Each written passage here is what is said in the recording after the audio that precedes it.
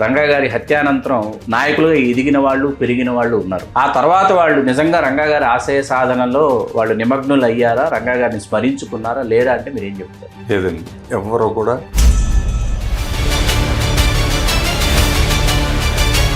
NT Ramarao గారి ప్రభంజనం, ఆ ప్రభంజనంలో తెలుగుదేశం పార్టీకి అంత సానుభూతి పవనాలు వెల్లువెత్తుతున్నటువంటి సమయంలో కాంగ్రెస్ అభ్యర్థిగా గెలవడం విజయవాడ నగర నడిబొడ్డునంటే సాధారణమైన విషయం కాదు. అది ఎట్లా సాధ్యం? మీరు ఇంకో ముఖ్యమైన విషయం మర్చిపోతున్నారు. ఆ ఎలక్షన్ కూడా, అంత క్రూషియల్ ఎలక్షన్ లో కూడా ఆయన ప్రచారానికి వెళ్ళా. కాంగ్రెస్ ఆఫీస్ లో నిరాహార దీక్ష కూర్చున్నాడు. ఆయన అక్కడ కూర్చొని ప్రచారం చేయకుండా గెలిచాడు.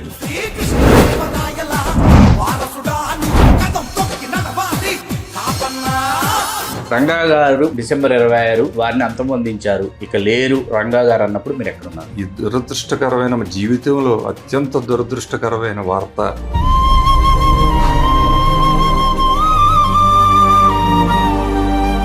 మొన్నటికి మొన్న పవన్ కళ్యాణ్ గారు చేసినటువంటి వ్యాఖ్యలు, ఆయన మీరు ఆ రోజు అందరూ ఉన్నారు కదా, అసలు మీరు ఏం చేశారు, మీరు వెళ్ళి రంగా గారిని మీరు ఎందుకు కాపాడుకోలేదు ఆయన ఒక వ్యాఖ్య చేశారు. దాని పట్ల మీ రియాక్షన్? ఇలాగే చెప్పాడు ఆయన, నా హత్య అనేది అనివార్యం, 100% నేను ఎక్కడున్నా చంపుతారు. మాటే ఒక మంత్రం చేయగలదు తంత్రం. రాజశేఖర రెడ్డి గారు చేయించారు, కోయిలకుంట్ల నుంచి హైర్ కిల్లర్స్ ఇక్కడికి వచ్చారు, చేసినటువంటి ప్రచారాన్ని మీరు అంగీకరిస్తారా? అంగీకరిస్తారు. రాయలసీమ నుంచి మాత్రం హైర్డ్ అసాసిన్స్ 15 మంది వచ్చిన మాట వాస్తవం. ఈ అసాసిన్స్ లీడర్ కొణిదేల ఇంటి పేరు 2004 ఎన్నికల నాటికి రాధా గారిని తీసుకొచ్చారు. ఎందుకు అసలు 2009లో ప్రజారాజ్యం పార్టీలో చేరాలన్న నిర్ణయం ఎందుకు తీసుకున్నారు రాధాకృష్ణ? పవన్ కళ్యాణ్ గారు నాకు మంచి స్నేహితుడు. పవన్ కళ్యాణ్ గారు నన్ను జారమని అడిగాడు, కాబట్టి నేను ప్రజారాజ్యం పార్టీలో చేరానని చెప్పాడు. ఆ రోజున కూడా నేను వ్యతిరేకించాను. ప్రజారాజ్యం పార్టీలో మీరు జారద్దు, చేరితే మీరు రాజకీయంగా ఇంకా మీరు ఎదుగుదల ఉండదు. ప్రజారాజ్యం పార్టీలోకి వెళ్తే పిఆర్పీలో చేరి ఓడిపోవటం. అంటే మల్లాది విష్ణు గారి మీద చేయి చేసుకోవడం కారణం అనుకోవచ్చు సార్. రంగా గారి అబ్బాయిని ఎవడూ ఓడించలేడు. రంగా గారు జీవించి ఉండి ఉన్నట్లయితే ఖచ్చితంగా ఈ రాష్ట్రానికి ముఖ్యమంత్రి అయి ఉండేవారు అని మీరు భావించారు? 100% జరిగింది.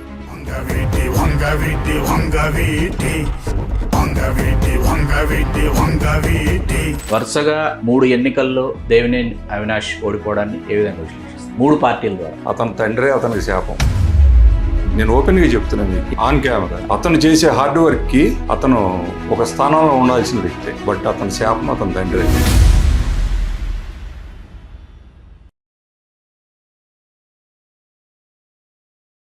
తెలుగు రాజ్యం ప్రేక్షకులకు హృదయపూర్వక స్వాగతం. నేను మీ చిల్లగట్టు శ్రీకాంత్ కుమార్. మనం ఎంతో కాలంగా ఎదురు చూస్తున్నటువంటి గౌరవనీయులు శ్రీ చెన్నుపాటి శ్రీనివాసరావు గారు ఈవేళ మనకు వారి సమయం ఇవ్వడం జరిగింది. నమస్కారం చెన్నుపాటి శ్రీనివాసరావు గారు. శ్రీకాంత్ గారు, thank you sir, thank you very much. పరిచయ వాక్యాలు అవసరం లేని పేరు. విజయవాడ రాజకీయాల్లో కావచ్చు, సామాజిక సమావేశాల్లో కావచ్చు, సేవా కార్యక్రమాల్లో కావచ్చు, అట్లా వాళ్ళదైనటువంటి శైలిలో రాణించినటువంటి చెన్నుపాటి శ్రీనివాసరావు గారు ఈవేళ కనీ విని ఎరుగని విధంగా విజయవాడ మహానగరంలో స్వర్గీయ వంగవీటి మోహన రంగారావు గారి 20 అడుగుల విగ్రహావిష్కరణ కోసం వారు వేదికను సిద్ధం చేయబోతున్నారు. రాష్ట్ర వ్యాప్తంగా వంగవీటి మోహన రంగారావు గారి అభిమానులలో ఒకటే కోలాహలం. రంగా గారిని చూడకపోయినా కూడా రంగా గారిని ఆ తర్వాత తరాల్లో కూడా వారి భావజాలాన్ని అందిపుచ్చుకుని ఆ భావజాలం ద్వారా రంగా గారిని అభిమానించినటువంటి ఎంతోమందికి ఇదొక పండగ దినం, పర్వదినం అని చెప్పుకోవచ్చు. శ్రీనివాసరావు గారు రంగా గారి విగ్రహాన్ని కనీ విని ఎరుగిన విధంగా ఈవేళ విజయవాడ నగరంలో మీరు దాన్ని రూపొందించబోతున్నట్టు, ఆ కార్యక్రమానికి శ్రీకారం చుట్టినట్టు తెలుస్తోంది. ఎందుకు, ఏమిటి, ఎలా? ఇప్పుడు వరకు రాష్ట్రంలో, ఉభయ రాష్ట్రాల్లో అనేక వేల లక్షల విగ్రహాలు రంగా గారి పెట్టడం జరిగింది. కానీ రంగా గారి విగ్రహం ఆయన రాజకీయంగా కానీ సామాజికంగా కానీ అన్ని రకాలుగా ఆయన పోరాటం చేసిన ఆ ప్రదేశంలో ఒక గొప్ప విగ్రహం పెట్టాలనే సంకల్పంతో మిత్రబృందం అంతా టీం వర్క్ చేసి దాన్ని ఒక కొలిక్కి తీసుకురాగలిగాం. ఇక రాబోయే కాలంలో జరిగే అది ఒక మహత్తరమైన కార్యక్రమం. దానికి ఇంకా చాలామంది పెద్దల సహకారం ఇవన్నీ కూడా తీసుకోవాల్సిన అవసరం ఉంది. ఆయన ఉన్న చోట ఆ ప్రదేశంలో ఆ విగ్రహం పెట్టాలని చెప్పని అందరం ఒక దృఢ సంకల్పంతో కొంతవరకు చేయగలిగాం, ఇప్పటివరకు ఇక్కడ దాకా తీసుకురాగలిగాం ఇప్పుడు దాకా ఈ కార్యక్రమాన్ని. రాఘవయ్య పార్క్ సమీపంలో రంగా గారి నివాసం దగ్గర ఒక విగ్రహం ఉంది. అది అందరికీ ఆలవాలమైనటువంటి ప్రాంతం. రంగా గారి జయంతి కానీ వర్ధంతి కానీ నిర్వహించుకునేటటువంటి ఒక ప్రాంతంగా అది అలరారుతోంది. ఇప్పుడు ఈ 20 అడుగుల విగ్రహాన్ని ఎక్కడ ప్రతిష్ఠించబోతున్నారు? పోలీస్ కంట్రోల్ రూమ్ దగ్గర స్క్రాప్ పార్క్ అని ఉంది. ఆ స్క్రాప్ పార్క్లో కౌన్సిల్ తీర్మానం చేయించుకోగలిగాం దిగ్విజయంగా. స్థానిక ఎమ్మెల్యే బోండా ఉమామహేశ్వరరావు గారు కూడా పూర్తిగా సహకరించారు. అలాగే కౌన్సిల్లో ఉన్న కౌన్సిల్ సభ్యులు అందరూ కూడా సహకరించి తీర్మానం అయితే చేయించగలిగాం. ఆ ప్లేస్లో పెడదామని మా సంకల్పం. అక్కడ ప్రతిష్ఠించాలి. రంగా గారిని మీరు చూసే నాటికి మీ జీవితంలో కంటే రంగా గారు మీ బావగారు, మీ జీవితంలో మీ కుటుంబ సభ్యుడిగా రంగా గారు వచ్చిన నాటికి మీరు ఆయనతో చేసినటువంటి ప్రయాణంలో మర్చిపోలేనటువంటి మధురమైన సంఘటనలు ఏమైనా ఉన్నాయా? ప్రతి ఒక్కటి కూడా మర్చిపోలేని సంఘటనలేనండి. ఎందుకంటే ఆయన కాలం చేసేవరకు కూడా ప్రతి ఒక్క విషయం కూడా పేద ప్రజల కోసం తపన పడ్డాడైనా, ఎంత చిన్న విషయం అయినా కూడా అది సాధించే వరకు పోరాట స్ఫూర్తితో పోరాటం చేశాడు ఆయన. ఆ పోరాటంలో ప్రతి పోరాటంలో కూడా ఆయన అడుగు వేస్తూ ఆయన వెనకమాల నిలబడ్డాం. అది ఈ రోజుకి కూడా చాలా గ్రేట్గా గొప్పగా ఫీల్ అవుతాం. అంత మహానాయకుడి వెనకమాల మనం పనిచేయగలిగామని చెప్పి అందుకనే అంటున్నా, ప్రతి ఒక్కటి కూడా ఆయనతో గడిపిన ప్రతి క్షణం కూడా మరపురాని సంఘటనలేండి. ప్రతి క్షణం పోరాటమే. అద్భుతం శ్రీనివాసరావు గారు. రంగా గారు మీ జీవితంలోకి వచ్చారు, వారి వెనుక మీరు నిలిచారు. ఎన్నో సమయాలలో ఎన్నో సందర్భాలలో రంగా గారితో కలిసి ప్రయాణం చేశారు. రంగా గారి మరణానంతరం చాలామంది రంగా గారి హత్యానంతరం నాయకులుగా ఎదిగిన వాళ్ళు, పెరిగిన వాళ్ళు ఉన్నారు. మేము రంగా గారి అనుచరులని, రంగా గారి అనుయాయులని, రంగా గారి ఆశయ సాధన అన్నటువంటి వాళ్ళు చాలామంది ఉన్నారు. ఆ తర్వాత వాళ్ళు నిజంగా రంగా గారి ఆశయ సాధనలో వాళ్ళు నిమగ్నులు అయ్యారా, రంగా గారిని స్మరించుకున్నారా, లేరా అంటే మీరు ఏం చెప్తారు? లేదండి, లేదు. ఎవరో కూడా ఎలక్షన్లు వచ్చినప్పుడు ఆయన ఇది సాధించడం కోసం మేము ఉన్నాము అని చెప్పేవాళ్లే కానీ మనస్ఫూర్తిగా నాకు తెలిసి ఎవరో కూడా ఆ దిశగా నడిచిన వాళ్ళు మాత్రం ఎవరు లేరు. అంత మొండి పట్టుదలతో పోరాటం చేసినటువంటి వాళ్ళు లేరు, ఎవరూ లేరు. ఈ రోజుకి ఎవరు లేరు. సార్, రంగా గారి అభిమానులు ఉండేటట్టు ఎన్టీ రామారావు గారు అని చెప్తారు. ఎంతవరకు నిజం సార్? వాస్తవేనండి, వాస్తవం. ఎందుకంటే మాకు ఎన్టీ రామారావు సినిమా రిలీజ్ అయితే ఖచ్చితంగా ఆ రోజు సెకండ్ షోకి వెళ్ళాల్సిందే మేము. ఆయన చెప్పేవాడు, ఇవాళ సినిమాకి వెళ్దామా ఎన్టీ రామారావు గారి సినిమాకి అని. ఒక 20 మంది, ఒక 20 టికెట్లు చెప్పి ప్రతి సినిమాకి సెకండ్ షోకి వెళ్ళిన సందర్భాలు అనేకం ఉన్నాయి ఎన్టీ రామారావు గారి సినిమాకి. అని మొదట తెలుగుదేశంలో చేరాలని ప్రయత్నించారంటారు, అదెంతవరకు వాస్తవం? ప్రయత్నించడం అనేది వాస్తవం కాదు కానండి. ఎన్టీ రామారావు గారు పార్టీ పెట్టి జెండా ఆవిష్కరించిన తర్వాత, పార్టీ ఆవిష్కరించిన తర్వాత విజయవాడ నగరంలో ఫస్ట్ దుర్గా కళామందిర్ దగ్గర గాంధీనగర్ సెంటర్లో వేసవి కాలంలో ప్రతి చోట కూడా చలివేంద్రాలు పెట్టే అలవాటు ఉంది రంగాగారికి. ఆ సెంటర్లో ఆ రోజున చలివేంద్రం పెట్టి రాధామిత్ర మండలి జెండాతో పాటు తెలుగుదేశం జెండా కూడా పెట్టి ఫస్ట్ విజయవాడలో జెండాని ఇచ్చేసింది రంగాగారి అభిమానులు, రాధామిత్ర మండలి వాళ్ళే చేశారు. అయితే పార్టీలో ప్రవేశం దొరకలా, ప్రయత్నించలేదు. ఇక రాజకీయాల్లో అనేక పరిణామాలు జరుగుతూ ఉంటాయి. ఆ క్రమంలో బహుశా ఈయన కొద్దిగా వెనకబడి ఉంటారు, లేకపోతే మరి ఈయన కులమేమన్నా అడ్డం వచ్చిందేమో తెలియదు. అందుకని ఈయన ప్రత్యర్థులు ముందుగా చేరిపోవడం లాంటివి కూడా వీరి రాకని స్వాగతించవచ్చు.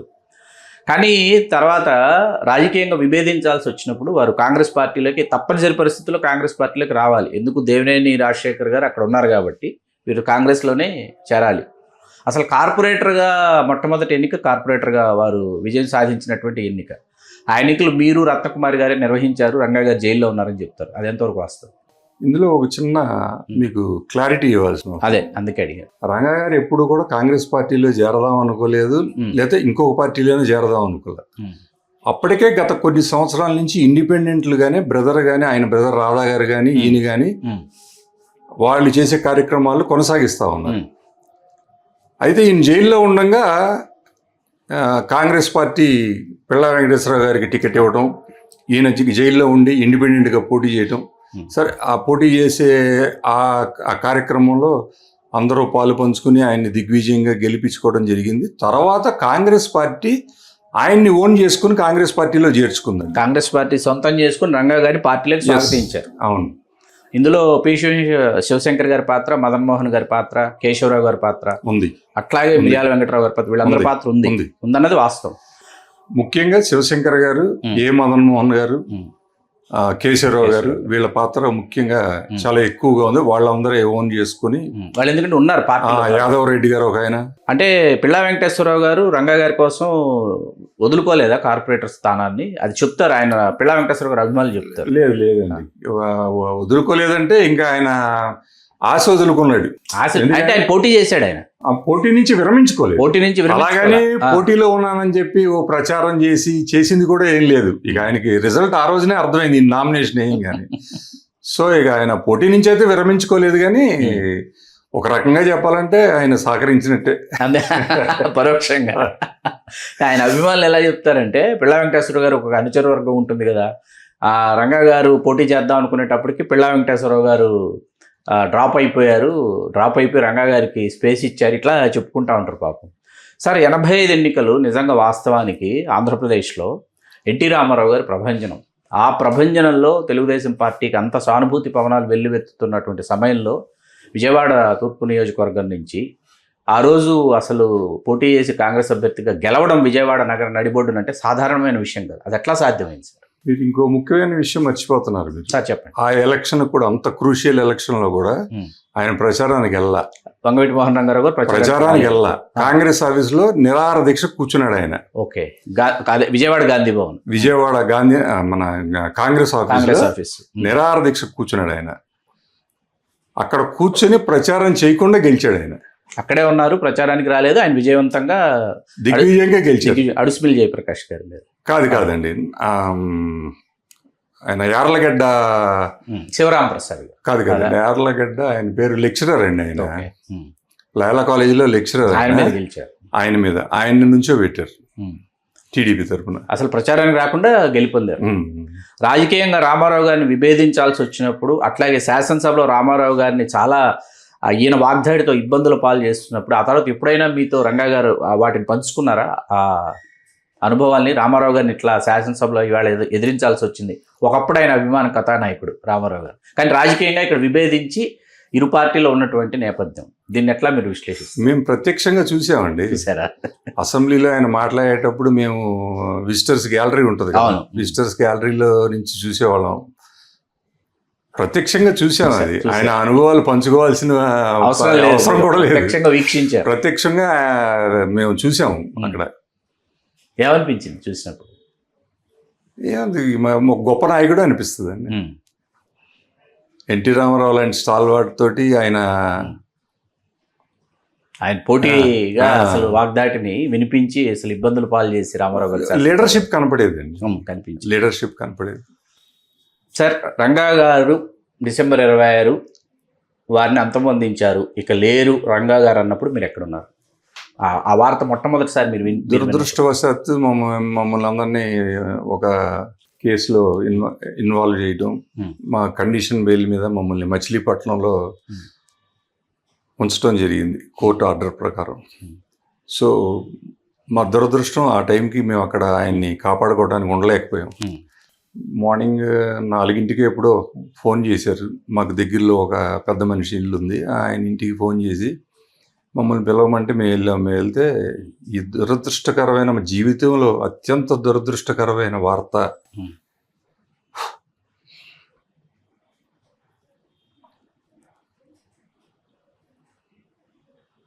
ఈ రోజు వరకు ఎప్పుడన్నా విన్నామంటే అదే అర్థమైంది. ఎందుకంటే అంతటి మహోన్నత నాయకుడిని కోల్పోయామన్న బాధ చూడనటువంటి చాలా సామాజిక వర్గాలు, చాలా ప్రాంతాల వాళ్ళకి. I'm from Rayalaseema. ఇప్పుడు మా ప్రాంతంలో మా జనరేషన్స్ రంగా గారిని చూడలేదు, మా తర్వాత జనరేషన్స్ రంగా గారిని చూడలేదు. వాళ్ళందరూ కూడా రంగా గారి అభిమానులు. ఎందుకు ఏమిటంటే ఆయన పీడిత తాడిత బడుగు బలహీన వర్గాల పక్షాన్ని నిలబడ్డాడు. అందరూ రంగా గారిని సామాజిక కోణంలో ఆయన సామాజిక వర్గానికి ఆయన ఏదో చేశారనేటటువంటి మాటలు మాట్లాడతారు, కానీ కాదు, రంగా గారు కేవలం ఆయన సామాజిక వర్గానికి చెందినటువంటి నాయకుడు కాదు. ఆయన సామాజిక వర్గంలో పుట్టి ఉండవచ్చు, ఆ సామాజిక వర్గం ఆయన సొంతం చేసుకుని ఉండవచ్చు. ఎందుకంటే ఏ సామాజిక వర్గానికి ఒక ఫేస్ ఆఫ్ ద సొసైటీ, ఒక ఫేస్ ఆఫ్ ద కమ్యూనిటీ కావాలి కాబట్టి. కానీ ఆయన అందరి తరఫున అందరి పక్షం వహించి ఎవరికి ఏ కష్టం వచ్చినా ఆపత్కాలంలో అండగా నిలిచినటువంటి రంగా గారు లేరు అన్నది ఇవాళ రాష్ట్ర వ్యాప్తంగా అసలు సంబంధం లేకుండా ఆయా ప్రాంతాల్లో ఆయా వయసుల వాళ్ళు ఆయన విగ్రహాలని ఇవాళ ఆవిష్కరించుకుంటున్నారు. అంటే అది నిజంగా ఆయన వేసినటువంటి, అది ఒక విధంగా చెప్పాలంటే ఒక తాత్విక పునాది తెలుగు నేల మీద.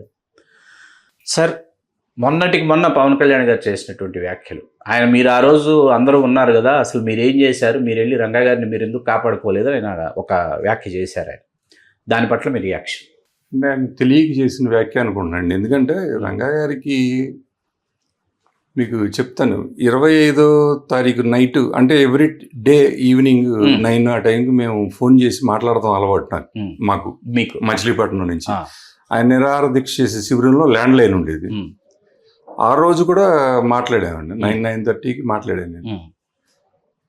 మాట్లాడితే నేను ఆయనతో అన్నాను, ఎక్కడో మచిలీపట్నం 70 కిలోమీటర్ల దూరంలో ఉన్న మచిలీపట్నంలో చెప్పుకుంటున్నారు రంగా గారిని చంపేయడానికి ప్లాట్ జరుగుతూ ఉంది, ఆయన ఏంటి ఓపెన్ ఆఫర్ ఇచ్చినట్టు రోడ్డు మీద కూర్చున్నారని చెప్పని అనుకుంటున్నారండి అని అంటే, ఆయన 2 బలమైన కారణాలు చెప్పాడండి.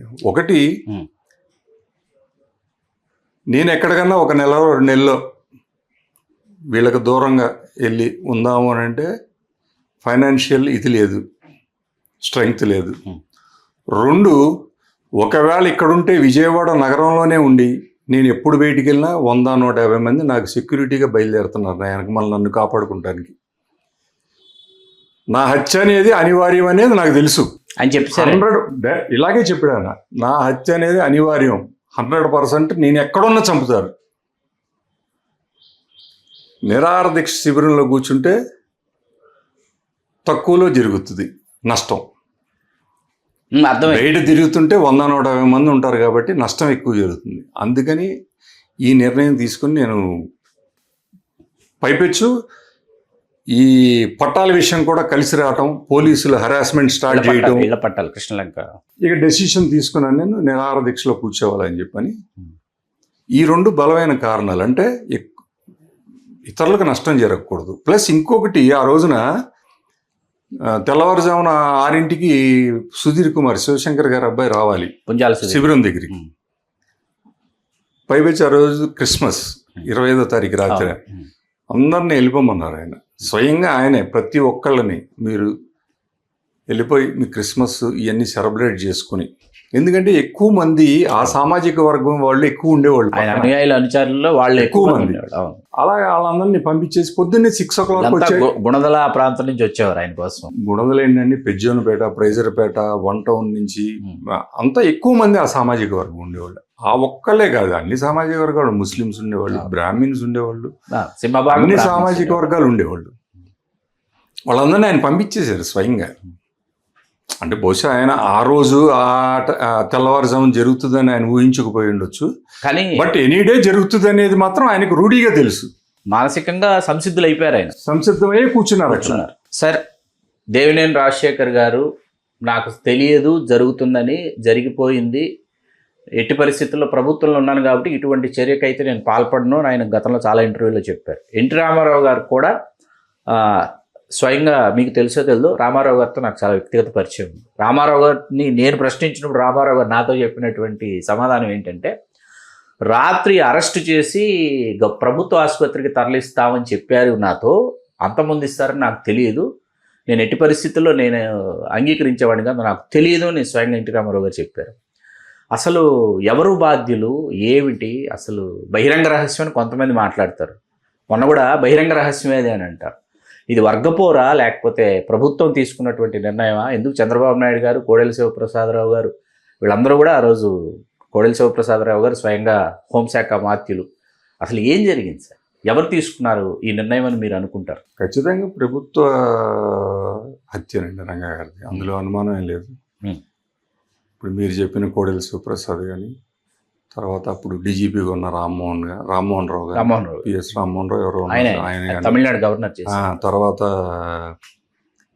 ఆ లోకల్గా ఉన్న డీసీపీ ఒక ఆయన ఉన్నాడండి, డీసీపీ, వీళ్ళందరూ కలిసి చేసిన కార్యక్రమం ఇది. స్వయంగా పోలీసులే లీడ్ చేశారు అసాసిన్స్ని.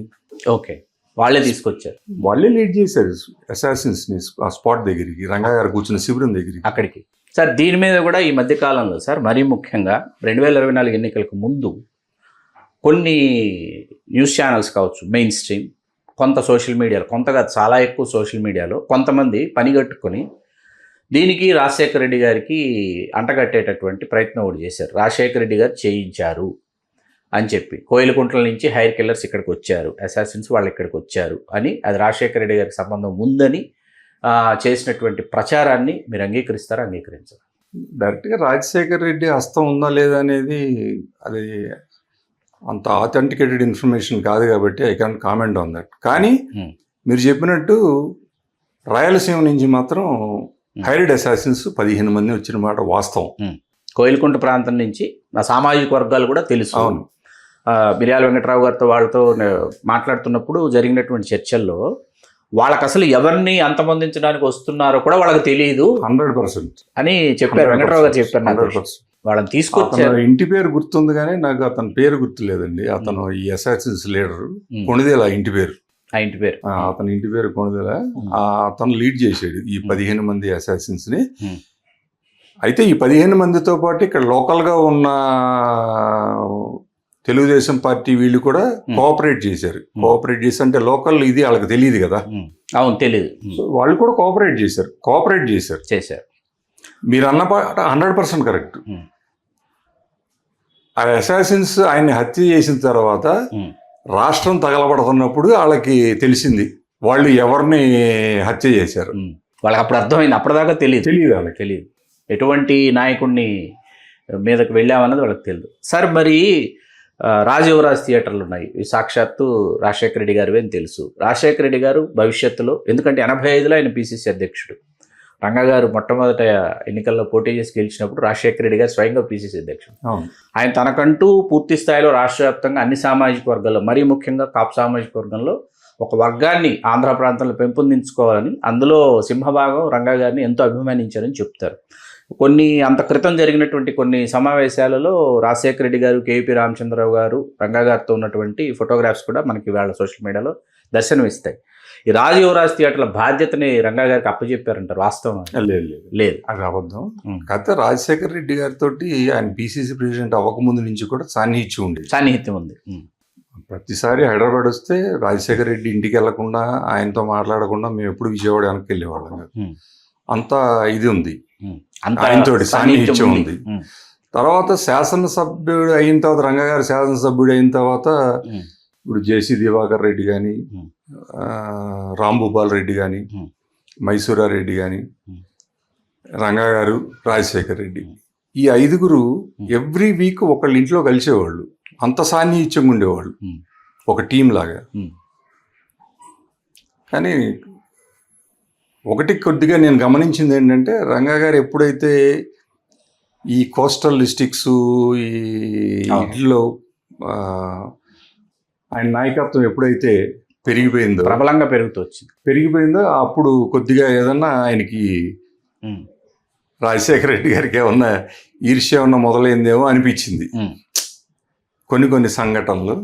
అంటే ఆయన బాగా విష ప్రచారం చేశారు 24 ఎన్నికలకు ముందు, భవిష్యత్తులో రంగా గారు ముఖ్యమంత్రి అయిపోతారు అట్లా అనుకుంటే. ముఖ్యమంత్రి స్థాయి నేతలు ప్రతి రాజకీయ పార్టీలో ఒక స్థాయికి వచ్చిన వాళ్ళు ఉంటే ప్రతి ఒక్కరిని అంతమొందించుకుంటూ వెళితే దానికి ఇంకా అడ్డు అదుపు ఉండదు అనమాట. అది ఆ ప్రచారం బాగా చేశారు. సార్ ఇప్పుడు మొన్న మళ్ళీ చర్చల్లోకి ఇవాళ శాసనసభ్యుడిగా పలానా ఆయన వైజాగ్లో ఉన్నారు, ఆయన 4వ శాసనసభ్యుడు, ఆయన పాత్ర కూడా ఉంది. ఆయన ఆ సమయంలోనే వైజాగ్కి వెళ్ళిపోయారంటారు. ఆయన ఎవరో కాదు, మనందరికీ తెలుసు, వెలగపూడి రామకృష్ణ బాబు గారు. ఆయన పాత్ర ఉందా? చలసాని పండు గారి పాత్ర ఉందా? లేకపోతే దేవినేని వెంకటరమణ గారు ఆ రోజు ఆన్ ద స్పాట్ చలసాని పండు కూడా ఉన్నారు, చలసాని పండు కూడా ఆఖరిని వచ్చి పాల్గొన్నారని చెప్తారు. వాస్తవాలు ఇవన్నీ? నాకు తెలిసి వెలగపూడి రామకృష్ణ బాబు పాత్ర ఉన్నట్టుగా నాకేమీ తెలియదండి, మరి నాకున్న ఇన్ఫర్మేషన్ ప్రకారం. ఎందుకంటే అతను ఏదో ఏలూరు రోడ్లో క్యాసెట్లు షాప్, రాగాలయ్య, రాగమాలిక అని రాగమాలిక. క్యాసెట్ల షాప్ నడుపుకునేవాడు. అక్కడ వీళ్ళు కూర్చునేవాళ్ళు, నెహ్రూకు సంబంధించిన వ్యక్తులు, ఈ రమణ కానీ వీళ్ళందరూ గోపాల్ రెడ్డి కానీ వీళ్ళంతా అక్కడ కూర్చునేవాళ్ళు. అంతే తప్పించి అతనంతా యాక్టివ్గా వీళ్ళ కార్యక్రమాల్లో పార్టిసిపేట్ చేయడం ఎప్పుడు చూడలేదు నేను. లేదు. అయితే వీళ్ళందరూ నేను చెప్పినట్టు మీకు లోకల్గా వీళ్ళందరూ కోఆపరేట్ చేశారు వాళ్ళకి, అసాసిన్స్ కి, వాళ్ళకి సహకరించారు. ఇప్పుడు మీరు చెప్పిన పేర్లు వీళ్ళందరూ కూడా సహకరించారు, చలసాని పండుతో సహా అందరూ సహకరించారు. సార్, ఈవేళ రంగా గారి హత్యానంతరం ఒక అంబటి రాంబాబు గారు కావచ్చు, ఒక కన్నా లక్ష్మీనారాయణ గారు కావచ్చు, పుంజాల సుధీర్ కుమార్ గారు కావచ్చు, జక్కంపూడి రామ్మోహన్ రావు గారు కావచ్చు, గుడివాడ గురునాథరావు గారు కావచ్చు, ఆయన సామాజిక వర్గం నుంచి ఇంతమంది నాయకులు కాంగ్రెస్లో పుట్టుకొచ్చారు ఆ సమయంలో. ఆ తర్వాత వీళ్ళు రంగా గారి పట్ల సానుకూలంగా, రంగా గారి హత్యానంతరం రంగా గారి ఇందాక మనం మాట్లాడుకున్నట్టు రంగా గారి జయంతులు కావచ్చు, వర్ధంతులు కావచ్చు, వారికి హాజరవటం కానీ, నిజంగా రంగా గారికి నివాళులు అర్పించాలని మనస్ఫూర్తిగా వీళ్ళు కోరుకున్నది కానీ ఆ తర్వాత జరిగిందంటారా? వాళ్ళకి మనసులో అయితే ఉండుంటుందండి, రంగా గారి మీద అభిమానం ఖచ్చితంగా ఉండుంటుంది. కాకపోతే నేను చెప్పాను కొన్ని పరిణామాలని. రంగా గారి హత్య తర్వాత వీళ్ళందరినీ కూడా రాజశేఖర్ రెడ్డి ఓన్ చేసుకుని, వీళ్ళందరినీ మీరు చెప్పిన వీళ్ళందరినీ కూడా, శాసనసభ్యులైన వాళ్ళందరినీ కూడా ఓన్ చేసుకుని కొద్దిగా ఆ అభిమానాన్ని ఆయన ఇండైరెక్ట్ గా చంపేశాడేమో అనిపించింది. ఎందుకంటే ఆ తర్వాత వీళ్ళందరూ రాష్ట్ర మంత్రులు అయ్యారు, వీళ్ళందరూ డాక్టర్ వైఎస్ రాజశేఖర రెడ్డి గారు వర్గంగానే ముద్రపడ్డారు. సుధీర్ కుమార్ గారి తరహా వేరు కాబట్టి ఆయన మిగతా వాళ్ళ గురించి. సార్, రంగా గారి వారసులు ఈవేళ మీరు 2004 ఎన్నికల్లో రాధాకృష్ణ గారిని తీసుకొచ్చారు, గెలిపించారు. ఆ తర్వాత ఎందుకు వంగవీటి రాధాకృష్ణ గారి రాజకీయ జీవితం ఒడిదుడుకులమయంగా సాగిందంటే మీరు ఏం చెప్తారు? ఏదైనా ఒక కార్యక్రమం సక్సెస్ అవ్వాలంటే టీం వర్క్ ఉండాలండి. ఆ టీం వర్క్ చేసే ఇది టీం లేదు అక్కడ. ఇప్పుడు 2004లో మేము ప్రొజెక్ట్ చేసిన మాట వాస్తవమే, కానీ మేము గెలిపించాము అని అంటే అది దాన్ని ఏమంటారో నాకు అర్థం కాదు. చాలా మీరు వాతావరణాన్ని సిద్ధం చేశారు, మీరు అతన్ని పోటీ చేయడానికి సిద్ధం చేసిన వరకు మా పాత్ర. ఆ తర్వాత రంగగారి అబ్బాయిగా రంగగారిని అభిమానించే వాళ్ళందరూ కలిసి గెలిపించారు అతన్ని.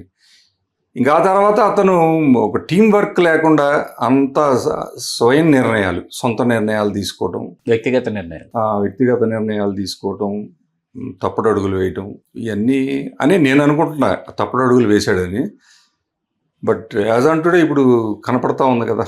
ఇప్పటివరకు స్థిమితంగా, స్థిరంగా రాజకీయ జీవితం స్థిరపడలేదన్నది అర్థమైపోతుంది. శ్రీనివాసరావు గారు, 89 ఎన్నికల తర్వాత మీ సోదరి రత్నకుమారి గారు, అట్లాగే రంగా గారి సోదరు శోభనాచలపుత్ర గారు ఇరువురు శాసనసభలోకి అడుగుపెట్టారు. ఎవరికి మంత్రి పదవి రాకపోవడానికి మీరు ఏమైనా కారణాలు విశ్లేషిస్తారు? పూర్తిగా రాజకీయ కారణాలండి. అసలు రంగా గారి ఆర్గనైజేషన్ వర్గాన్ని 2 ముక్కలు చేసే దాన్ని ఏమంటారు, ఆలోచన ఏమంటారు, దుర్మార్గపు ఆలోచన, కుట్రది చేసే అక్కడ శోభనాచలపుత్ర సంబంధం లేని వ్యక్తిని ఆయన తీసుకొచ్చి అక్కడ ఉయ్యూరు నుంచి పోటీ చేయించారు, ఇక్కడ రత్నకుమారి గారు పోటీ చేశారు. 2 వర్గాలుగా విడగొట్టారు. ఆ తర్వాత చూశారు, రంగగారి వర్గంలో రంగగారిని అభిమానించే మనుషులు చూశారు, చాలా డిఫరెన్స్ ఆఫ్ ఒపీనియన్స్ తోటి ఆయనది ఒక దారి, ఈమెది ఒక దారి అవటం. మంత్రి పదవి నాకు శివశంకర్ గారు స్వయంగా నేను మాట్లాడాను. ఇక్కడ హైదరాబాద్లో బాబు సేటి గారు అని ఉంటారు, మాకు బాగా రంగగారికి అనంత పద్మనాభ, ఆయన మాకు రంగగారికి ఎంత మంచి ఇదంటే సన్నిహిత్యము ప్లస్ స్నేహితుడు అంటే ఆయన అసలు ప్రతి అడుగులోనూ రంగగారి ఇది కోరుకునేవాడు. ఆయనకి స్వయంగా ఫోన్ చేశారు శివశంకర్ గారు, రత్నకుమారికి క్యాబినెట్లో స్థానం కల్పించారు అధిష్టానం, వాళ్ళని ప్రిపేర్ అయ్యారమ్మనండి అని చెప్పి స్వయంగా బాబు సేటి గారు చెప్పారు. చెప్తే మేము 300 కార్లు ర్యాలీతోటి హైదరాబాద్ వచ్చాం. ఆఖరి నిమిషం దాకా ప్రమాణ స్వీకారం పూర్తి అయ్యేదాకా కూడా మేము ఎక్స్పెక్ట్ చేస్తున్నాం ఇంకా వస్తుంది పేరు అని చెప్పి. But end of the day అసలు ఎక్కడ పేరు రాలేదు. తర్వాత మాకు తెలిసింది ఏంటంటే ఇదే శివశంకర్ గారి ద్వారా చెన్నారెడ్డి అధిష్టానానికి ఈమెకి ఇస్తే ఆయనకి కావాలని అడుగుతున్నాడు. ఇద్దరికి మనం స్థానం కల్పించలేము కాబట్టి ఈ పేరు తీసేసాము కాంట్రవర్సీ లేకుండా అని చెప్పి ఎక్స్ప్లెనేషన్ ఇచ్చాడని తెలిసింది. ఆ తర్వాత ఆ దిశగా ప్రయత్నాలు చేయాల. ఇంకెవరో కూడా ఆ ఇది కల్పించలేదు. చెన్నారెడ్డి గారి తర్వాత జనార్దన్ రెడ్డి గారి వైపు నుంచి కానీ కోట్ల విజయభాస్కర్ రెడ్డి గారు కానీ లేదు, మంత్రివర్గాలు మారినప్పుడు కూడా ఇంకా అసలు ఎవరో కూడా ఆ దిశగా ఆలోచించలేదు. లేదు. దాని పర్యవసానమే 94 ఎలక్షన్ అంత డిజాస్టర్. ఎన్ని సీట్లు గెలిచిందండి టీడీపీ అలయన్స్ పార్టీలు? టీడీపీ 26 సీట్లు, తెలుగు కాంగ్రెస్ గెలిస్తే 294లో 26 కాంగ్రెస్, అందులో రత్నకుమారి గారు ఉన్నారు. అవును. ఆ రోజున ఎలక్షన్ లో పులివెందుల నుంచి వైఎస్ వివేకానంద రెడ్డి 30,000 మెజార్టీతో గెలిచాడు. హైయెస్ట్ మెజార్టీ అయింది. రెండో హైయెస్ట్ మెజారిటీ 18,000 రత్నకుమారి. అవును, బాగా గుర్తుంది నాకు ఆ ఫలితాలు నేను చూశాను. 99 ఎన్నికల నుంచి పట్టు తప్పినట్టు అనిపిస్తుంది. మళ్ళీ 2004 ఎన్నికలకి స్థిరపడ్డారు రాధాబాబుని తీసుకొచ్చి. 99 ఎన్నికల నాటికి అసలు ఏం జరిగింది? 95లో రత్నకుమారి గారు తెలుగుదేశంలో చేరతామంటే వద్దని చెప్పామండి. మీరు అందరం చెప్పాము వద్దు అని చెప్పాము. బట్ ఆ నిర్ణయం ఎందుకు తీసుకుందో వెళ్ళి తెలుగుదేశంలో చేరింది. ఆ రోజే చెప్పాము, నీ వెనకమాల రంగాగారిని అభిమానించే వాళ్ళు ఎవరు రారు, వద్దు అని చెప్తే వినలేదు ఆమె. సో తర్వాత 99 ఎలక్షన్లో ఏం జరిగిందో అందరూ ప్రత్యక్షంగా చూసారు. ఆమె టికెటే రాలేదు. 2004 ఎన్నికల నాటికి రాధా గారిని తీసుకొచ్చారు. విజయవంతంగా రాధా గారు శాసనసభ్యులు అయ్యారు. తండ్రిని మరిపించారని చెప్తారు శాసనసభ్యుడిగా. కానీ అనూహ్య పరిణామాల నేపథ్యంలో అసలు ఎక్కడ ఏ చెడి చొప్పుడు లేకుండా, వాస్తవానికి కాంగ్రెస్ పార్టీలో తనకంటూ ఒక స్థాయి ఉంది, తనకంటూ ఒక గౌరవం ఉంది అప్పటికి. ఏది వంగవీటి రాధాకృష్ణ గారికి, దేవినేని రాజశేఖర్ గారు, వంగవీటి రాధాకృష్ణ గారు ఇద్దరు కాంగ్రెస్ పార్టీ శాసనసభ్యులుగా ఎన్నికైనప్పటికీ ఎందుకు అసలు 2009లో ప్రజారాజ్యం పార్టీలో చేరాలన్న నిర్ణయం ఎందుకు తీసుకున్నారు వంగవీటి రాధాకృష్ణ గారు? అంటే తను స్వయంగా నాకు చెప్పింది, పవన్ కళ్యాణ్ గారు నాకు మంచి స్నేహితుడు, పవన్ కళ్యాణ్ గారు నన్ను జారమని అడిగాడు కాబట్టి నేను ప్రజారాజ్యం పార్టీలో చేరాను అని చెప్పాడు. ఆ రోజున కూడా నేను వ్యతిరేకించాను. ప్రజారాజ్యం పార్టీలో మీరు చేరొద్దు, చేరితే మీరు రాజకీయంగా ఇంకా మీరు ఎదుగుదల ఉండదు ప్రజారాజ్యం పార్టీలోకి వెళ్తే. ఎందుకంటే వేరే ఏం కాదు, అది రీజనల్ పార్టీలో పెద్ద ఎదుగుదల ఏమవుతుంది. ఎందుకంటే నేషనల్ పార్టీలో చూసిన చేసే రాజకీయం, చూసే రాజకీయం వేరు. రీజనల్ పార్టీలో అదొక సొంత కంపటి, సొంత వ్యవస్థలాగా ఫీల్ అవుతారు రీజనల్ పార్టీ వాళ్ళ అధినాయకత్వం అట్లాగే. సో అందుకని ఆ ఉద్దేశంతో నేను వద్దు అని చెప్పాను. బట్ అతను ధిక్కరించి పిఆర్పీలోకి చేరటం, పిఆర్పీలో చేరి ఓడిపోవటం, ఇవన్నీ లోపు ఓట్ల తేడాతో ఓడిపోవడం. 840 ఓట్లు ఎంతతో ఓడిపోయాడు. అంటే మల్లాది విష్ణు గారి మీద చేయి చేసుకోవడం కారణం అనుకోవచ్చా? రంగా గారి విగ్రహం దగ్గర, రంగా గారి విగ్రహం దగ్గర రాధాకృష్ణ ఏం చేయి చేసుకోలేదు. రాధాకృష్ణ వెనకమాల ఉన్న వ్యక్తులు చేయి చేసుకున్నారు. దానివల్ల నష్టం జరిగిందని నేను అనుకున్నాను.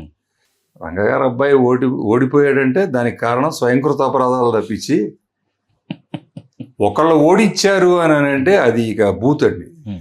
రంగగారి అబ్బాయిని ఎవడూ ఓడించలేడు, తను ఓడించుకోవాల్సింది ఆ కుటుంబం. అతనే కాదు, వాళ్ళ మదర్ కానీ తను కానీ ఎవరైనా కానీ వాళ్ళ నాళ్ళు ఓడించుకోవాల్సిందే తప్పించి ఎవరో ఓడించే శక్తి కానీ సాహసం కానీ ఎవరో చేయరు. అద్భుతమైన సమాధానం శ్రీనివాసరావు గారి. స్వయంగా రాజశేఖర రెడ్డి గారు వెళ్ళిపోతున్నారని తెలిసి బోరగడ్డ వేదవ్యాస్ గారిని, వంగవీటి రాధాకృష్ణ గారిని పిలిపించుకుని, వెళ్ళకండి, మనకున్న ఇంటెలిజెన్స్ రిపోర్ట్స్ ప్రకారం కాంగ్రెస్ అధికారంలోకి వస్తుందని తెలుస్తోంది, మంత్రులు అవుతారు ఎవరో ఒకరు, ఎందుకు వెళ్ళిపోతున్నారంటే కూడా ఆయన మాటలు పడిచవని పెట్టి వచ్చారు వీళ్ళిద్దరూ ప్రజారాజ్యంలోకి అని చెప్తారు. అంటే పవన్ కళ్యాణ్ గారు రమ్మని చెప్పిన పవన్ కళ్యాణ్ గారు ఆ తర్వాత రాధా గారికి సంబంధించినటువంటి రాజకీయ భవితం గురించి ఏ విధమైన చర్చ చేయలే. లేదండి, అలా ఇంక తర్వాత ఏం జరగలేదు, అసలు ఏమి జరగలేదు. ఆ తర్వాతే వైకాపాలోకి రావటం. వైకాపాలో ఎందుకని వీరి సేవల్ని వినియోగించుకోలేకపోయారు అనుకుంటారు? బందర్ లోక్సభ నుంచి పోటీ చేద్దామని అనుకున్నారు, ఈయన ససేమిరా అన్నారంటారు. అంటే ఆ ఇంటర్నల్గా ఏం జరిగిందో నాకైతే తెలియదు. కానీ రాధా ఇట్లా నలుగురు సమక్షంలో కూర్చున్నప్పుడు చెప్పింది ఏంటంటే, నన్ను ఎవరు అడగలేదు పార్లమెంట్కి పోటీ చేయమని, బందర్ పార్లమెంట్కి మంచి పోటీ చేయమని ఎవరు అడగలేదు, అవన్నీ ఊరికే మీడియాలో వచ్చిన కథనాలే తప్పించి స్వయంగా నన్ను మన జగన్మోహన్ రెడ్డి అయితే నన్ను పిలిచి అయితే ఏమో అడగలేదని నలుగురు సమక్షంలో చెప్పాడు. అది విన్నాను, నేను స్వయంగా విన్నాను. అక్కడి నుంచి తెలుగుదేశంలో చేరడం, స్టార్ క్యాంపెయినర్గా అవతరించడం, గుంటూరు, విజయవాడ, ఏలూరు కూడా ప్రచారం చేసినట్టున్నారు. గుంటూరు, విజయవాడ లోక్సభ సభ్యులు తెలుగుదేశం పార్టీ 2019లో కూడా వాళ్ళు గెలుపొందడం, 2024 ఎన్నికల్లో కూడా స్టార్ క్యాంపెయినర్గానే ఆ పార్టీ కోసం పనిచేసి శాసనమండలికి ఎంపిక చేస్తారు అన్న మాట బాగా వినిపించింది వంగవీటి రాధాకృష్ణ గారిని. ఎంపిక చేస్తారంటారా, చెయ్యరంటారా? చేస్తారనే అనుకుంటున్నాను. ఆశిస్తున్నారు.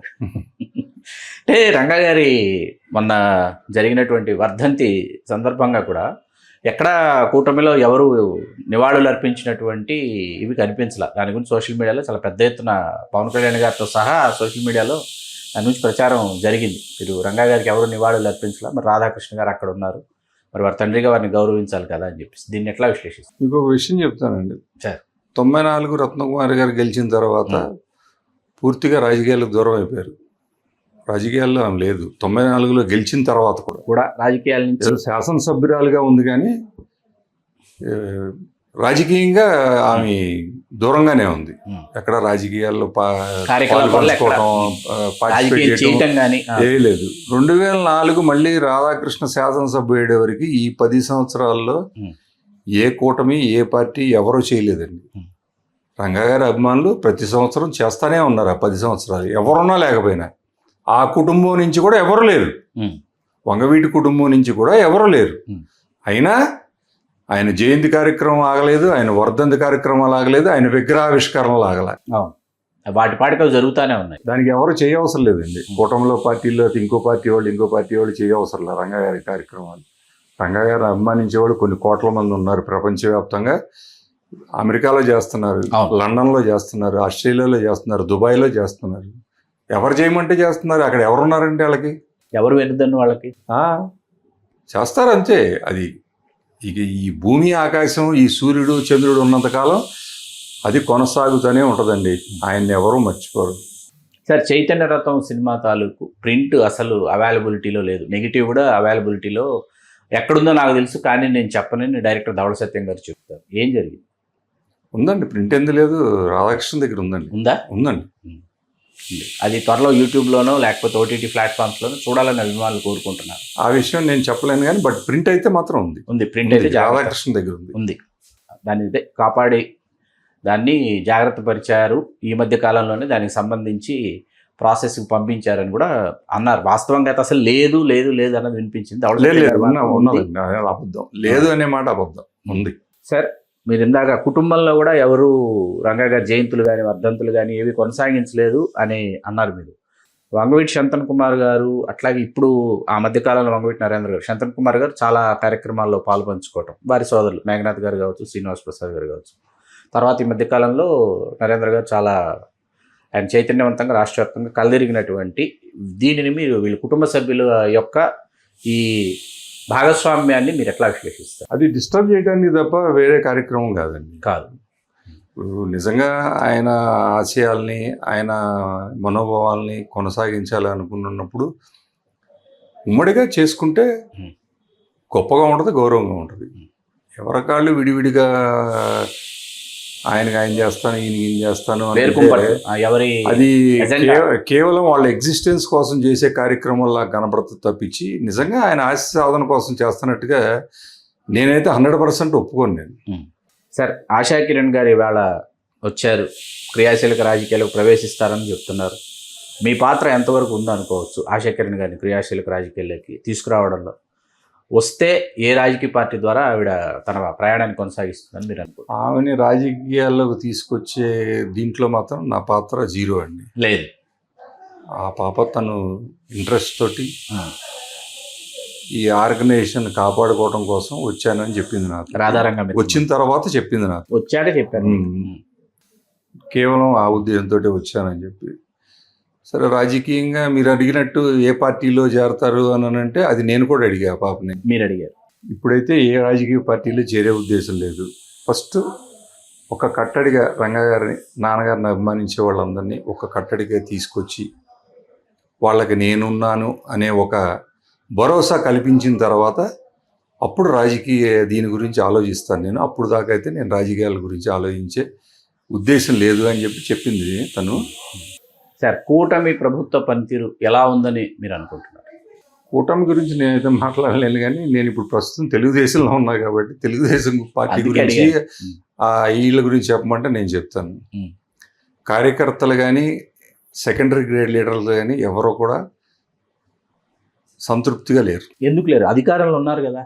అధికారంలో ఉండొచ్చండి, అధికారంలో ఉంటే వాళ్ళు అనుభవించాలి కదా. కష్టపడ్డాడు అనుభవించాలనుకుంటాడు కదా, అది వాళ్ళకి దక్కట్లా.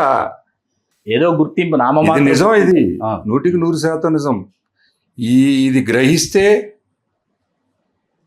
బాగుంటుందని నేను అనుకుంటున్నా, లేకపోతే నష్టం జరుగుతుంది. ఈ 3 సంవత్సరాలు కూడా ఇలాగే వాళ్ళని అసంతృప్తిగా వదిలేసేస్తే ఖచ్చితంగా 3 సంవత్సరాల తర్వాత ఆ నష్టం, ఆ ప్రభావం ఎంత ఉంటుందో తెలుస్తుంది ఎలక్షన్స్కి. అది జరగకుండా ఉండాలని కోరుకుంటున్నాను నేను. కళ్ళు తెరవాలి అధిష్టానం. అంటే ఎక్కడుంది అనుకుంటున్నారు లోపం మీరు? అది సిస్టంలో ఎక్కడుందో చెప్పే అంత ఇదైతే నాకు లేదండి. బట్ జరుగుతూ ఉంది, నష్టం జరుగుతూ ఉంది. కార్యకర్తలు, సెకండరీ గ్రేడ్ లీడర్స్ తీవ్ర అసంతృప్తితో ఉన్నారు. మాకేమీ జరగట్లేదు, మాకు న్యాయం జరగట్లేదు, మేము అన్ని సంవత్సరాలు కష్టపడ్డాము, ఆ పడ్డ కష్టానికి ఫలితం మాకు ఎక్కడా కనపడతలేదు అని చెప్పనే అసంతృప్తి మాత్రం తీవ్రంగా ఉంది. అమరావతి కళ పూర్తి స్థాయిలో సాకారం అవుతుందని మీరు అనుకుంటున్నారు సార్? అది ప్రయత్నం ఆయన మొదలుపెట్టాడు చంద్రబాబు గారు. ఒక రాజధానిని నిర్మించాలి, సృష్టించాలంటే అది ఒక 4-5 సంవత్సరాలతోటి 10 సంవత్సరాలకు అయ్యే కార్యక్రమం కాదు. అది ఒక సామాన్యుడిని అడిగినా చెప్పగలుగుతాడు. ఒక రాజధాని నిర్మించాలంటే ఇప్పుడు మనం ఒక ఇల్లు కట్టుకోవాలండి, ఒక ఇల్లు కట్టుకోవాలంటే 2 సంవత్సరాలు పడుతుంది. ఒక రాజధాని నిర్మించాలంటే మీరు ఊహించండి ఎన్ని సంవత్సరాలు పడుతుంది. అది దానికదే అసలు అది ఉద్భవించాలన్న ప్రయత్నం ఎంత జరిగినా ఈయన ప్రయత్నం చేస్తున్నాడు సిన్సియర్గా. సార్, రంగా గారిని మీరు శాసనసభలో సైతం వారి నాయకత్వ పటిమని, వారి దీక్షా దక్షతల్ని చాలా అతి సమీపంగా, సన్నిహితంగా మీరు పరిశీలించినటువంటి కుటుంబ సభ్యుడిగా మీరు రంగా గారు జీవించి ఉండి ఉన్నట్లయితే ఖచ్చితంగా ఈ రాష్ట్రానికి ముఖ్యమంత్రి అయి ఉండేవారు మీరు భావించారా? జరిగేదా? 100% జరిగేది, 100% జరిగేది. ఎందుకంటే ఆయన ఇప్పుడు కోస్తా జిల్లాల్లో తిరిగితే మీరన్నట్టు ఏదో కమ్యూనిటీ బలం ఉంది కాబట్టి జనం ఆ కమ్యూనిటీ ఎగబడ్డారు కాదండి. అన్ని కమ్యూనిటీస్ ఆయన కోసం ఎగబడ్డారు. మీకు చెప్తాను ఇప్పుడు. సార్, ఒక పీటల నరసింహారావు, ఆయన కులం ఏంటి? రిక్షా కార్మికుడు. ఒక ముదిగొండ పద్మ, ఖమ్మం జిల్లాకు సంబంధించిన అమ్మాయి, ఆమె కులం ఏంటి? ఒక మురళీధరన్, కేరళ అతను, మలయాళీ. వీళ్ళందరి కోసం పోరాడాల్సిన అవసరం ఉందా రంగా గారికి? ఆయన కులం కాదు, ఆయన మతం కాదు, ఏమీ కాదే వీళ్ళు, ఆయన ప్రాంతం కూడా కాదు, పోరాటం చేశాడు. అందుకనే అంత ఇక అలాంటి లీడర్ని చూడలేమండి. అలాంటి లీడర్ని నా భూతం నా భవిష్యత్తు అంతే చూడలేం. ఈజ్ ద లీడర్ అంతే. వరుసగా 3 ఎన్నికల్లో దేవినేని అవినాష్ ఓడిపోవడాన్ని ఏ విధంగా విశ్లేషిస్తారు? 3 పార్టీల ద్వారా. అతని తండ్రే అతనికి శాపం. అంటే కొంచెం విశ్లేషిస్తే వాస్తవం అండి, అతని తండ్రే అతని శాపం. ఒక ఇండివిజువల్ అవినాష్ అయితే నేను ఓపెన్గా చెప్తున్నా మీకు, ఆన్ కెమెరా, అతను చేసే హార్డ్ వర్క్కి అతను ఒక స్థానంలో ఉండాల్సిన వ్యక్తే. బట్ అతని శాపం అతని తండ్రే. అంటే స్వయంగా దేవినేని రాజశేఖర్ గారు కూడా 2009 ఎన్నికల్లో యలమంచిలి రవి గారి చేతిలో ప్రజారాజ్యం పార్టీ అభ్యర్థిత్వం స్వల్ప ఓట్లు కావచ్చు, ఏదైనా కావచ్చు, ఓడిపోయిన తర్వాత అక్కడి నుంచి ఇంకా మీకు దేవినేని కుటుంబం అంటే రాజశేఖర్ గారు తర్వాత అవినాష్ అసలు గెలిచినటువంటి దాఖలాలు లేవు. అది అలా, అది మీరు అన్నట్టు అది అయి ఉండవచ్చు. సరే, ఇప్పుడు చంద్రబాబు నాయుడు గారిని ముఖ్యమంత్రిగా చూశారు, రాజశేఖర రెడ్డి గారిని ముఖ్యమంత్రిగా చూశారు. భవిష్యత్తులో నారా లోకేష్ గారు ముఖ్యమంత్రి అవుతారని మీరు భావిస్తున్నారా? ఇంకా వేరే ఆప్షన్ ఉందండి తెలుగుదేశం పార్టీకి? ఉంటే మీరు తెలుగుదేశంలో ఉన్నారు అంటే అవునా? నా అభిప్రాయం అది. ఉంటే వేరే ఆప్షన్ ఉంటే చెప్పండి మీరు. అంటే 2.5 సంవత్సరాలు పొత్తు ధర్మంలో భాగంగా పవన్ కళ్యాణ్ గారికి అవకాశం ఇవ్వచ్చు కదా అని జన సైనికుల నుంచి వస్తున్నటువంటి వాళ్ళ యొక్క ఏమంటారు అభ్యర్థన కావచ్చు, కోరిక కావచ్చు, విన్నపం కావచ్చు, దానిని అధిష్టానం, తెలుగుదేశం అధిష్టానం, అధినాయకత్వం దానిని అంగీకరించే పరిస్థితి ఉంటుందంటారా? ఇప్పుడు మీరే అన్నారు పొత్తు ధర్మం అని. ఆ పొత్తు ధర్మం చేసుకునే క్రమంలో ఎంఓయూలు ఉంటాయి. సహజం కదండి. ఇప్పుడు పొత్తుకి వెళ్ళి పోటీ చేస్తున్నారు. ఇప్పుడు మీకు ఇన్ని సీట్లు మాకు ఇన్ని సీట్లు, మీకు ఇన్ని మంత్రివర్గంలో మీకు ఇన్ని మంత్రులు మాకు ఇన్ని మంత్రులు, అట్లా ఒక ఎంఓయూ ఉంటుంది. ఆ ఎంఓయూలో ఉంటే ఇవ్వాలి. 2.5 సంవత్సరాలు పవన్ కళ్యాణ్కి ముఖ్యమంత్రి కుర్చీ ఇవ్వాలి. ఆ ఎంఓఈలో ఉంటే ఉందో లేదో తెలియదు. ఎవరైనా పవన్ కళ్యాణ్ గారికి తెలియాలి, చంద్రబాబు గారికి తెలియాలి, వాళ్ళిద్దరికే తెలియాలి. అద్భుతం శ్రీనివాసరావు గారు. భవిష్యత్తులో వంగవీటి రాధాకృష్ణ గారు, వంగవీటి ఆశా కిరణ్ అంటే ఎవరి వైపు మొగ్గు చూపుతారు? మేము చూసిన లీడర్షిప్ రంగా గారండి. ఆ క్వాలిటీస్ ఎవరిలో ఉంటే వాళ్ళని నిర్మోహమాటంగా వాళ్ళని ఫాలో అవుతాం, అందులో అనుమానం లేదు. ఇద్దరికి అవకాశం వస్తుందని అనుకుంటున్నారా? ప్రత్యక్ష ఎన్నికల్లో నేను ఏ రాజకీయ పార్టీ అయినా కావచ్చు. అంటే వంగవీటి రాధాకృష్ణ గారు తెలుగుదేశంలో మీరు తెలుగుదేశంలోనే ఉన్నారు, ఇద్దరు తెలుగుదేశంలోనే ఉన్నారు. కానీ ఎందుకు సైద్ధాంతికంగా విభేదిస్తున్నారు, లేదా వ్యక్తిగతంగా విభేదిస్తున్నారు, కుటుంబపరంగా విభేదిస్తున్నారా? ఎందుకు? చెన్నుపాటి శ్రీను అనే వ్యక్తి ఇస్ నథింగ్ అండి. నేను ఏ పార్టీలో ఉన్నా నన్ను ఎవరు అడగరు. ఇప్పుడు నేను ఏ పార్టీలో ఉన్నా నన్ను ఎవరు అడగరు. బట్ వంగవీటి రాధాకృష్ణ అనే వ్యక్తి రంగగారు అబ్బాయి. నువ్వు ఒక పార్టీలో చేరుతున్నావంటే నిన్ను క్వశ్చన్ చేయడానికి రంగగారిని అభిమానించి ప్రజలు ఉంటారు. అవన్నీ దృష్టిలో పెట్టుకుని నిర్ణయాలు తీసుకోవాలా. ఇవాళ మీరు ఆన్ కెమెరా రంగగారు బామ్మరదని చెప్తే తెలుసు, లేకపోతే ఐఎమ్ నోబడీ కదా. నన్ను ఎవరు అడగరు నేను ఏ పార్టీలో ఉన్నా. అద్భుతమైన సమాధానం. అవి తెలుగు రాజ్యం ప్రేక్షకులకి చెన్నుపాటి శ్రీనివాసరావు గారి అంతరంగ ఆవిష్కారాన్ని ఆ విధంగా వారు ఆవిష్కరించారు. మిమ్మల్ని ఎంతగానో ఆలోచింపజేస్తుంది వారి అంతరంగ ఆవిష్కారం అని భావిస్తూ మీ చిల్లగట్టు శ్రీకాంత్. చాలా సంతోషం శ్రీనివాసరావు గారు. నమస్కారం శ్రీకాంత్ గారు. హలో, తెలుగు రాజ్యం ఛానల్ చూస్తున్నారా? సామాజిక రాజకీయ జీవన చిత్రణే తెలుగు రాజ్యం. అతిశయోక్తులు అసత్యాలు ఉండవు. రాజకీయ కోణం కాదు, ప్రజా కోణమే కొలబద్ద. తెలుగు రాజ్యం వీక్షణ మీ ఉత్తమ అభిరుచికి నిదర్శనం.